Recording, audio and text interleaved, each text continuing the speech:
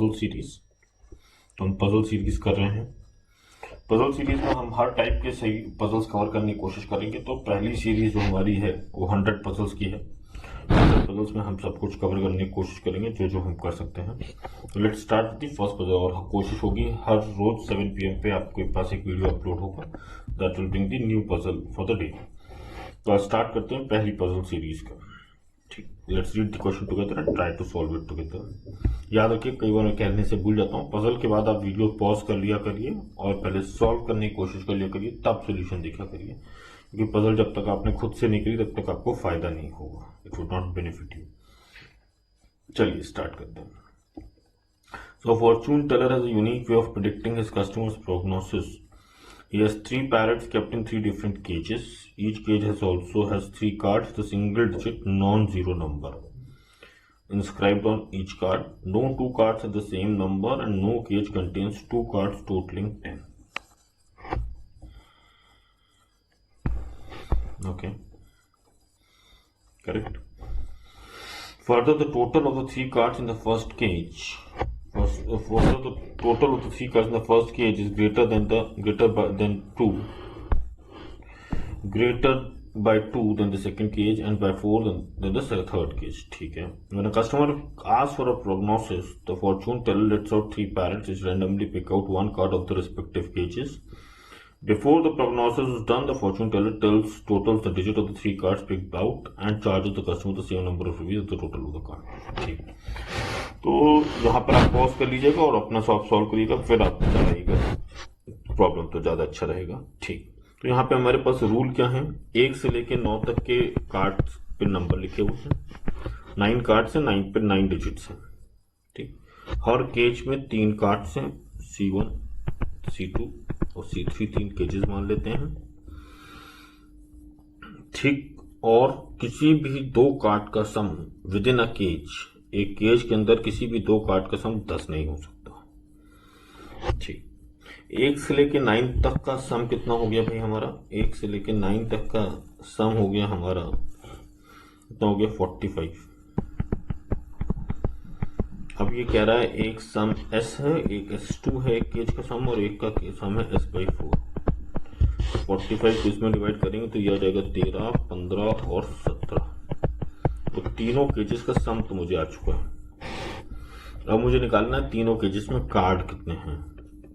ठीक, शुरू किया जाए। मेरे ख्याल से शुरू करेंगे तो पहली बात है, इन्होंने निकाला था 7 कहाँ गया भाई? तो 7 रुपीज। तो एक एग्जाम्पल दिया हुआ 7 बनाने का मेरे पास एक ही रास्ता है, 1 + 2 + 4। तो किसी केज में 1 गया होगा, किसी में 2 गया होगा और किसी में 4 गया होगा।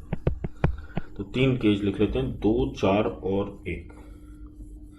अब जरा पता लगाने की कोशिश करते हैं। तो पता लगाने की कोशिश में क्या क्या नहीं आएगा वो लिखना शुरू कर देते हैं। यहाँ पर 8 नहीं आ सकता, यहाँ 9 नहीं आ सकता और यहाँ 6 नहीं आ सकता, क्योंकि सम 10 बनाएगा।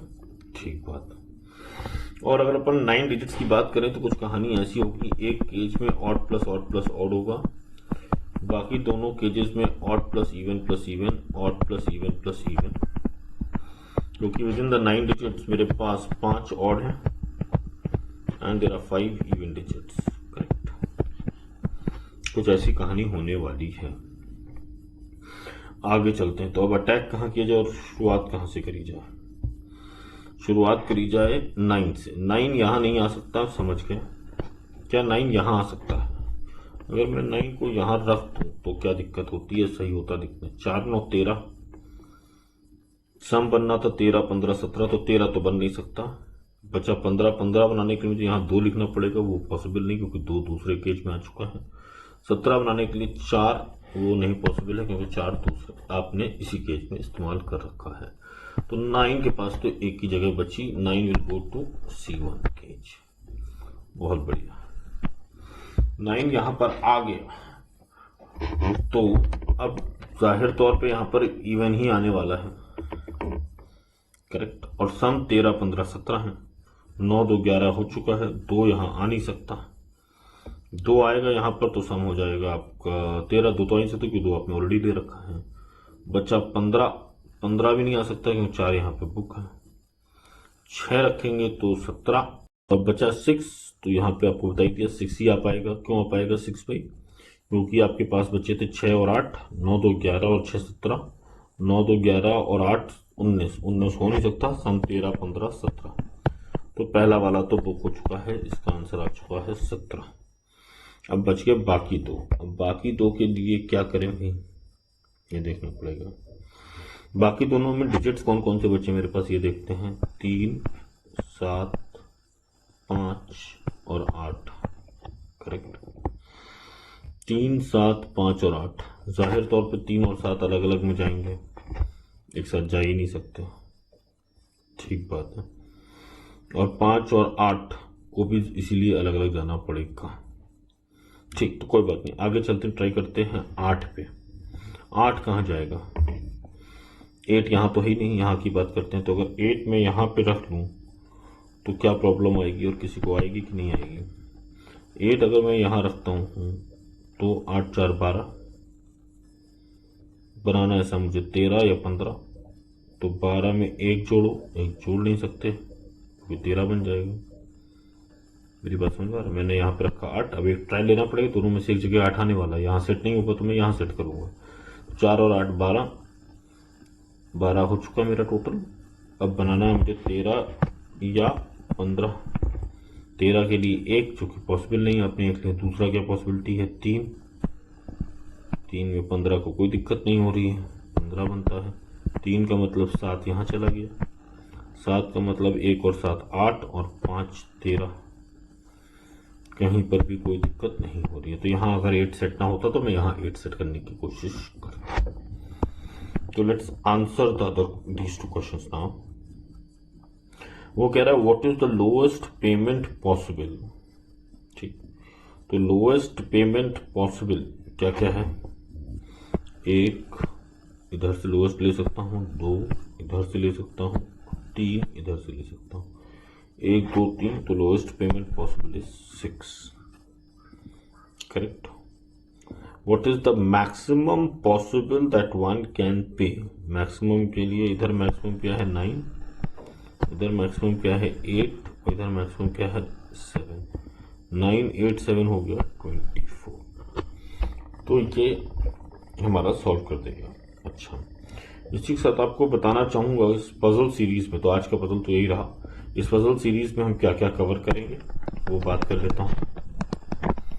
यहाँ पर हम कवर करेंगे एक वेट पजल्स की कैटेगरी होती है,